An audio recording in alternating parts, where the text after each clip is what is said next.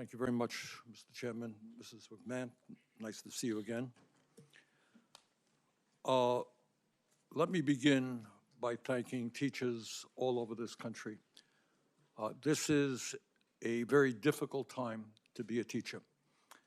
And talking to teachers in Vermont, and I think teachers all over the country, what they are telling me is they are spending a lot of their times not only teaching math and English, but dealing with the emotional needs of kids.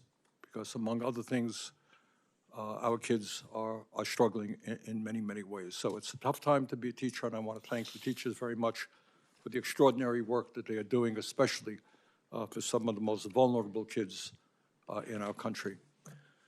You know, way back in 1863, as we recall from our history books, Abraham Lincoln was in Gettysburg. And he looked out on a field where soldiers by the thousands had just died in the struggle against slavery, and he talked about the need to maintain a government of the people, by the people, and for the people. That was that short but very powerful Gettysburg Address. And I think in this country today there is a growing fear that instead of having a government of the people, by the people, and for the people, we are looking at a government of billionaires, by billionaires, and for billionaires, whose job is not to improve life for ordinary people, but to make the people on top even wealthier.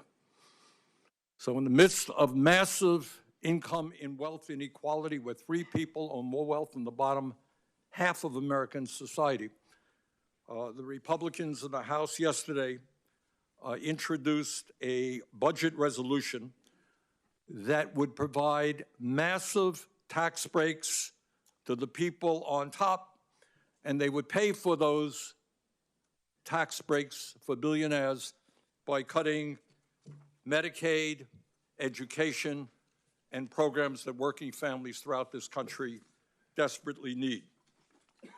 That is exactly the wrong thing to do. At a time when millions and millions of working families are struggling, our job is to protect those families and not worry about the billionaires who have never had it so good. But it's not just cuts in Medicaid, as devastating as that would be. We're looking at, if the Republicans get their way, massive cuts to education.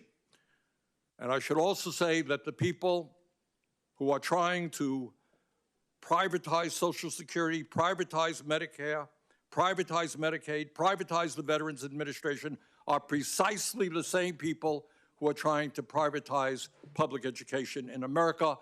We must not allow that to happen.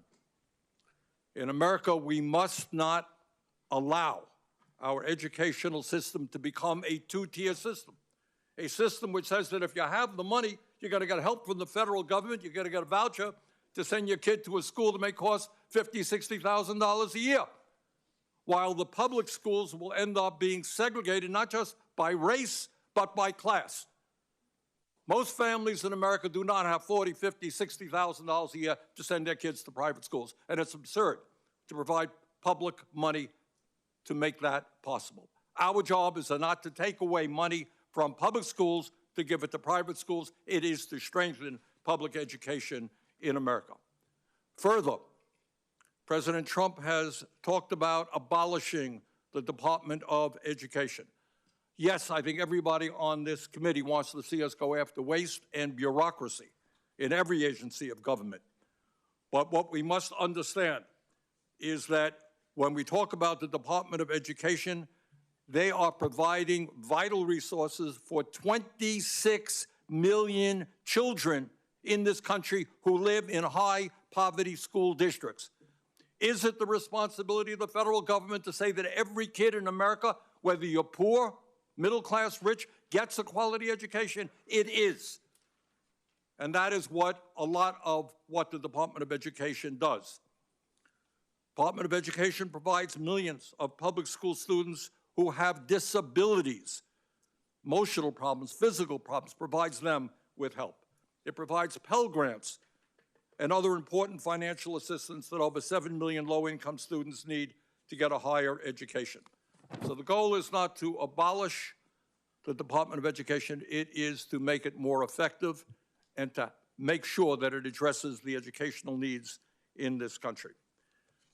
Mr. Chairman, in my view, we need a Secretary of Education who understands that in the wealthiest nation in the history of the world, we should have the best educational system on this planet, from child care to graduate school. We need a Secretary of Education who understands that we're going to attract the best and the brightest to the teaching profession. You know what?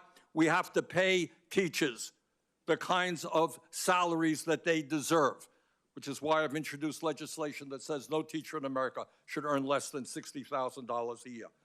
We need a Secretary of Education who understands that schools do not end at 2:30 or 3 o'clock. We need strong after-school programs. We need strong summer programs.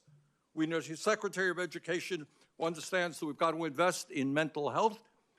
We need a Secretary of Education who understands that we have got to fully fund the Individuals with Disability Education Act. So there are a lot of questions I have for Mrs. McMahon. I very much appreciate her being here and look forward to the discussion we'll have. Thank you, Mr. Chairman.